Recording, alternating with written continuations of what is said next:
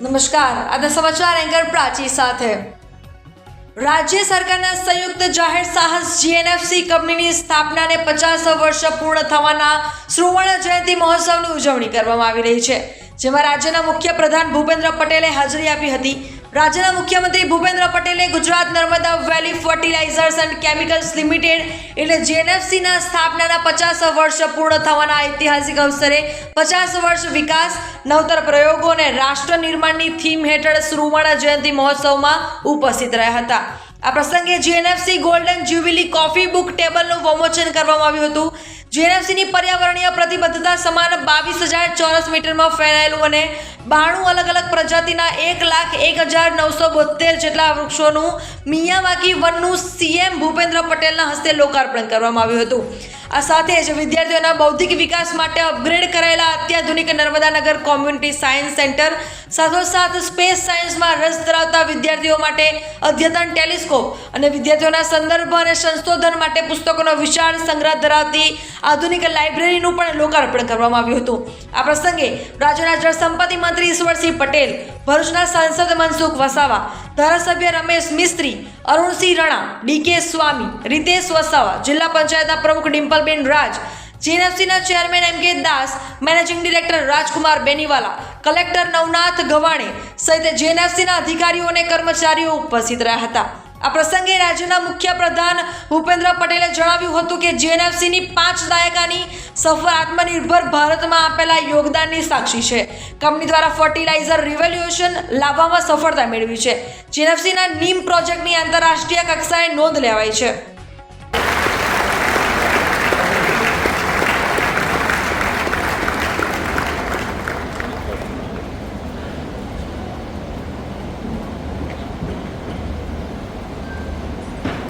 જીએનએફસીના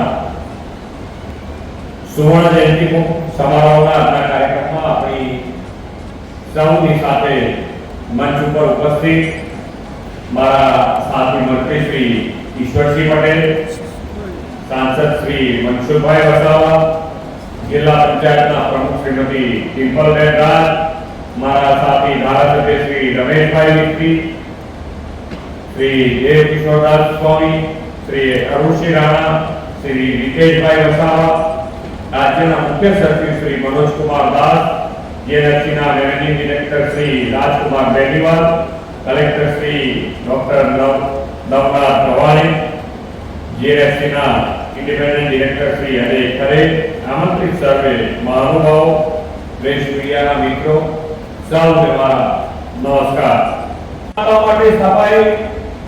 GNFC आज fertiliser revolution की leader बनी है।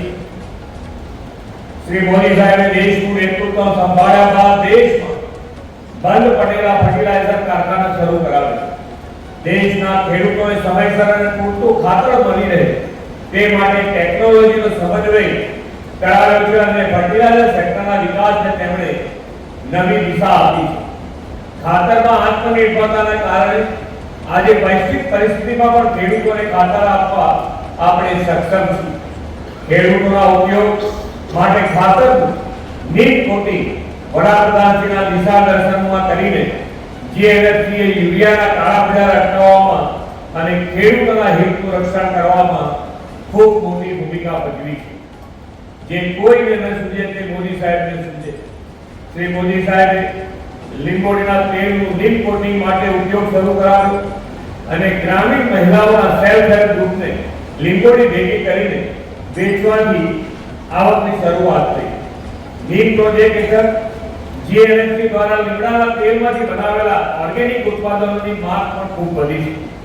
આ પ્રોજેક્ટ દ્વારા 4.50 લાખથી વધુ ભૂમિહીન મહિલાઓને આર્થિક રીતે પગભર કરવાનું ભગીરથ કાર્ય જીએનએફસીએ કર્યું છે, તેની આંતરરાષ્ટ્રીય કક્ષાએ પણ નોંધ લેવાઈ છે। मैनेजमेंट नीम प्रोजेक्ट साथ माइक्रो न्यूट्रिशन, पर्यावरणलक्षी प्रोडक्शन प्रोसेस, डिजिटल गवर्नेंस जेवा इनिशिएटिव्स पण તેમણે સમય સાથે કદમ મિલાવીને લીધા છે।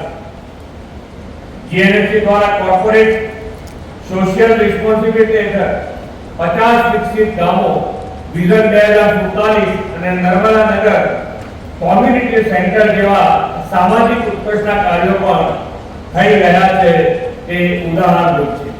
પર્યાવરણની જાળવણી સાથે ગ્રીન કવર વધારવાની પ્રતિબદ્ધતા રૂપે મિયાવાકી વન, નમો વન અને ઓક્સિજન પાર્કનું પણ આજે અહીં લોકાર્પણ થયું છે.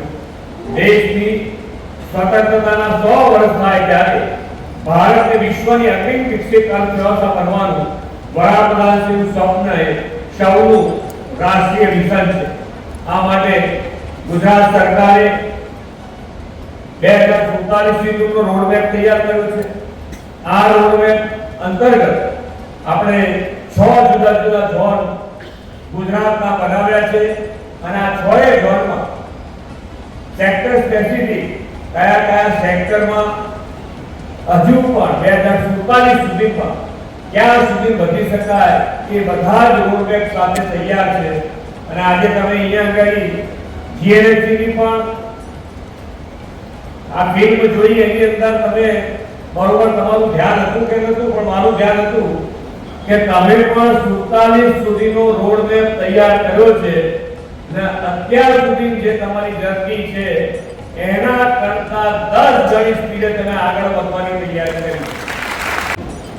નરેન્દ્રભાઈ મોદીએ તેમના વડાપ્રધાન તરીકેના સુશાસનના 12 વર્ષ પૂર્ણ કર્યા છે. જીએનએફસી ના 50 વર્ષ પણ આજે પૂર્ણ થઈ રહ્યા છે તે એક શુભ સમન્વય છે. આદરણીય વડાપ્રધાનશ્રીને મહત્વપૂર્ણ સિદ્ધિ માટે આપ સૌ વતી હું એમને ખૂબ ખૂબ અભિનંદન પાઠવું છું. તેમના નેતૃત્વમાં 12 વર્ષમાં ભારત વિશ્વની ત્રીજી મોટી આર્થિક વ્યવસ્થા બનવા તરફ તેજ ગતિથી આગળ વધ્યું છે. આ વિકાસ યાત્રામાં દેશના પીએસયુનો પણ મહત્વનો ફાળો રહ્યો છે. વડાપ્રધાન શ્રી પીએસયુને વધુ કાર્યક્ષમ, પારદર્શક અને સ્પર્ધાત્મક સાથે પ્રોફેશનલ એપ્રોચથી પ્રોફિટેબલ બનાવ્યા છે. શ્રી મોદી સાહેબે પીએસયુના કર્મચારીઓ ભરોસો મૂક્યો અને તેમની સરકારી ગેરહાજરીમાંથી બહાર લાવી ઇનોવેટિવ પ્રોજેક્ટ્સ માટે પ્રોત્સાહન આપ્યું. જીએનએફસી પણ આવું એક પીએસયુ છે તેની 5 દાયકાની સફર માત્ર કંપનીની સફળતાની ગાથા જ નથી, પણ રાજ્યના વિકાસ, ખેડૂતોની સમૃદ્ધિ અને આત્મનિર્ભર ભારતના નિર્માણમાં આપેલા યોગદાનની અનન્ય સિદ્ધિ છે. આ માટે હું જીએનએફસીની મેનેજમેન્ટ ટીમ અને સમગ્ર જીએનએફસી પરિવારને ખૂબ ખૂબ અભિનંદન પાઠવું છું. 7,000 કરોડ ઉપર છો એ તમે 2047 સુધીમાં 70,000 કરોડ રૂપિયા સુધી પહોંચવાનો. મેં ચેરમેનશ્રીને પૂછ્યું કે મેં કીધું આ પહોંચવામાં તકલીફ નહીં પડે ને? મને એમણે એવું કીધું કે અહીંયા સામે બેઠેલો આખો પરિવાર છે અને એ પરિવાર એકદમ પરિવાર ભાવનાથી આ કંપની પોતાની કંપની સમર્પણ ભાવથી આ કામ થઈ રહ્યું છે. એટલે ક્યાંય અનુકૂળ આત્મથી પહોંચી વળાશે, કદાચ એનાથી વધારે આગળ પહોંચશે. એટલે તમે બધાએ જે રીતે જીએનએફસી અત્યાર સુધી આગળ વધારી છે, હજુ મજબૂતાઈથી જે માનનીય વડાપ્રધાન શ્રી જે વિકસિત ભારતનો સંકલ્પ છે એ વિકસિત ભારત માટે વિકસિત ગુજરાત તૈયાર છે અને વિકસિત ગુજરાત માટે જીએનએફસી તૈયાર છે. આવો આપણે સૌ સાથે મળીને આગળ વધીએ. એ અભ્યાસના સાથે ભારત માતા કી જય, વંદે માતરમ, જય જય ગરવી.